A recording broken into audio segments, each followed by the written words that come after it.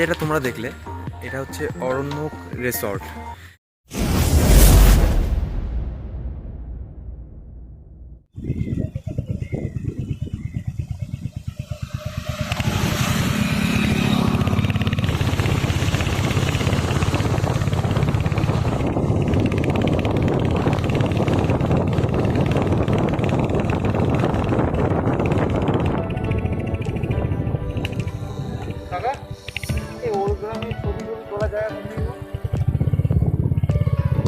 জঙ্গল ফঙ্গল রয়েছে।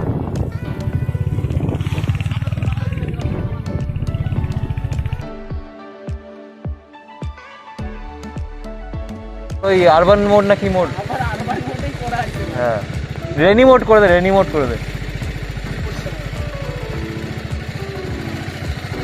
এইসব আমার হচ্ছে মেশিন, বুঝলি তো, আমার এইসব রেনি মোড লাগে না।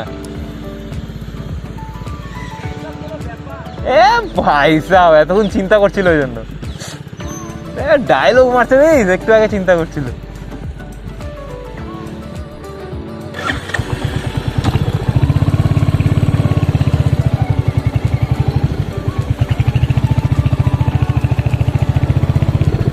এক্সপার্ট থাকলে তো লাফাতাম এখান থেকে।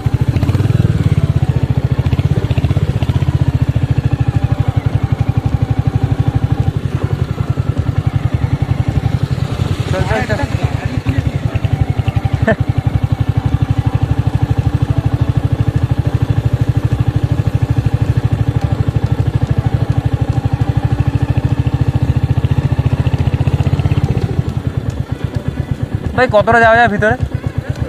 অনেকটা যাওয়া যায়। কতটা তাও? অনেকটা। কতক্ষণ লাগবে ভিতরে যেতে?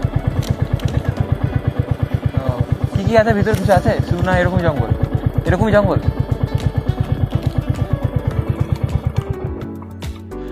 আমরা বলেছিলাম যে একটা ভালো জায়গায় যাচ্ছি রাইডে, সেটা আমরা পৌঁছে গেছি। আর কিছু ফটোশ্যুটও হয়ে গেল। সাথে আছে সুমিত ভাই। আর তোমরা জায়গাটা দেখবে খুব সুন্দর, মানে ফটোশ্যুটের মানে কাছাকাছি সব থেকে বেস্ট জায়গা আমার যেটা মনে হয়। অ্যাপ্রক্স কত কিলোমিটার হবে? 19 কি 20 কিলোমিটার আমাদের বর্ধমান মেন স্টেশন থেকে। 19-20। সো বন্ধুরা ওইখানে সব ফটোশ্যুট করছে, আমরা একটু এখানে ঘুরে নিচ্ছি। জায়গাটা তোমরা দেখো, শুনশান জায়গায়।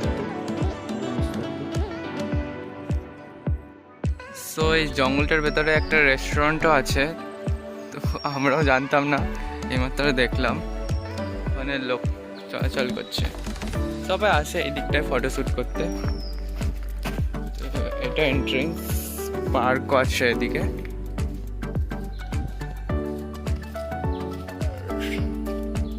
এদিকে আমাদের বাইকগুলো।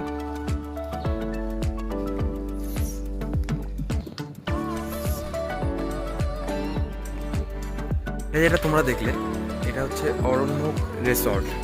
এখানে রেস্টুরেন্টস অ্যান্ড হোটেলস অ্যাভেলেবেল আছে। আমি যা জিজ্ঞেস করলাম 1200-1300 টাকা রুম আছে, নন এসি আর এসি। সো এটা এইখানকার মানে আউট অফ স্কার্ট বলতে পারো। এটা দেখতে খুব সুন্দর।